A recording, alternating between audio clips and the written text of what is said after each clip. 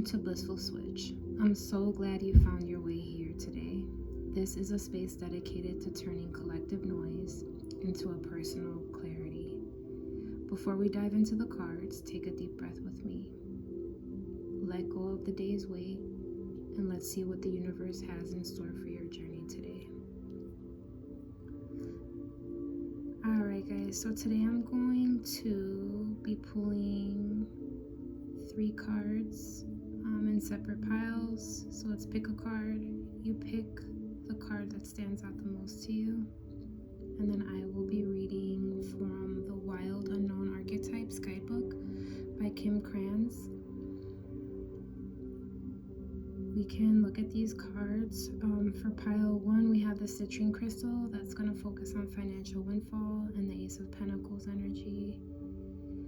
And then we have pile 2 is rose quartz, so mental clarity. And then for pile 3, we have the Fool's Gold, our focus, our emotional mastery. Okay.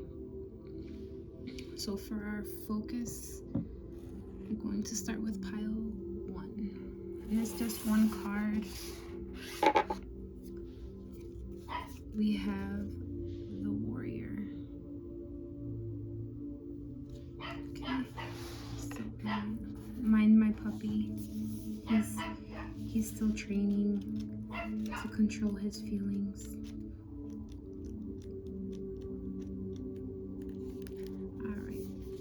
I'm going to be reading from our book. We have the Warrior, the Samurai, the Soldier, the Advocate. We often envision the warrior as an armored figure with sword in hand, moving blindly toward battle. Yet the deeper aspects of this archetype bring us face to face with death itself. The warrior stands precariously at the edge of life and death, trusting that the internal to guide the sword's blade. The warrior's work requires presence, alignment, and purpose. If and when the warrior loses its center, meaningless confrontations and violence are their default response. When this card appears, it is important to question the battle at hand. It is likely a great one, with deep roots and long-standing tensions. The actions you take will stay with you long after the dust settles. So choose wisely, brave one. As you draw your sword, realign with the eternal wisdom within. Then surrender to the battle. Be careful, as the warrior implies war. The two go hand in hand. Those who defeat others are strong. Those who defeat themselves are mighty. Without a true purpose, manifesto, or oath, the warrior is lost. What do you stand for? What are you willing to rise in the name of? Write it down.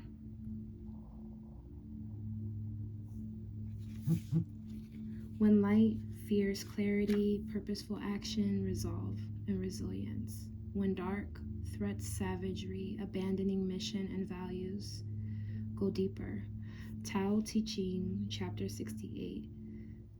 The Bhagavad Gita. Okay, and for the rose quartz, we have our focus, our mental focus. We have the shadow.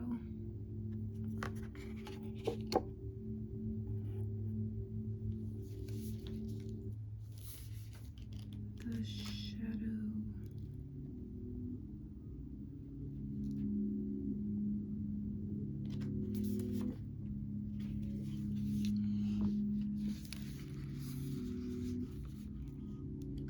The unspeakable, the unwelcome, the denied. Although every card in the archetype deck has a shadow potential, this card asks us to delve into the qualities of the shadow itself. We often think that the shadow can be purified, illuminated, and made right through effort and achievement. However, it is typically the case that our lofty pursuit of ascension and perfection is the very source of shadow material itself. By rejecting parts of ourselves and the world, we begin to separate from the whole. Rather than getting to know the qualities and the content of our shadow, we're busy ourselves with avoiding its presence. This is denial. When this card appears, it is time to take inventory of those things you've been denying. When the mind responds with, no, anything but that, you are touching shadow. Find support for this deep inner work and move towards the shadow with patience and compassion. In the shadow of the gods are the very gods themselves. Reflect on this statement by James Hillman in A Blue Fire. What do you despise about yourself? By answering, you move towards the shadow. Contemplate the following scientific observation. The closer an object, a person, place, or community is to the light, the longer the shadow it casts. When light, revealing conscious aspects of the self and the world.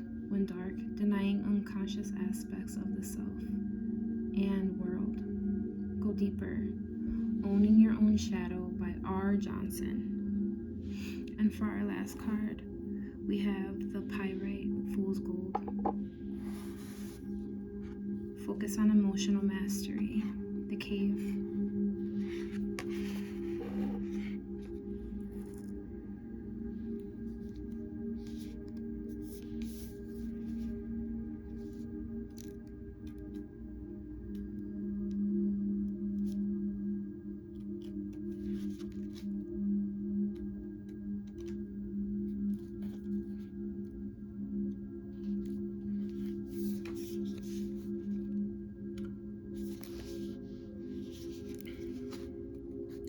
The dark, the portal of the interior.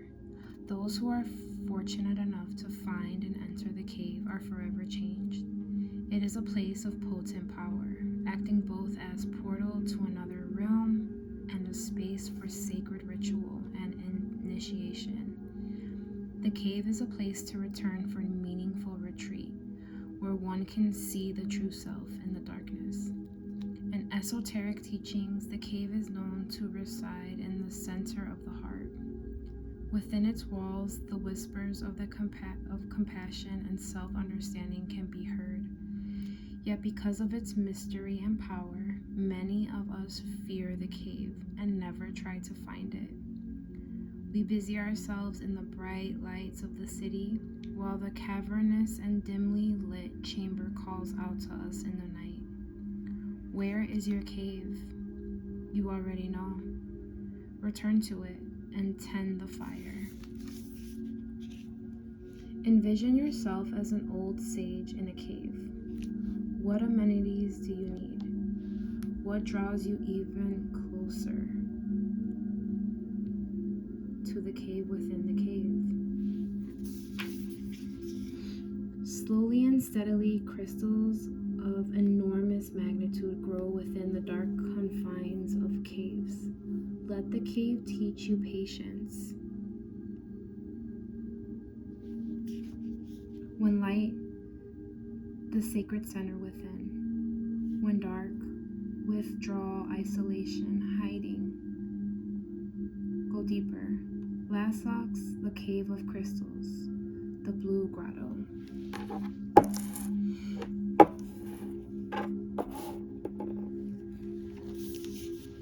I want to thank you for joining me for this 3-card pick a card. Thank you for sharing your energy with me.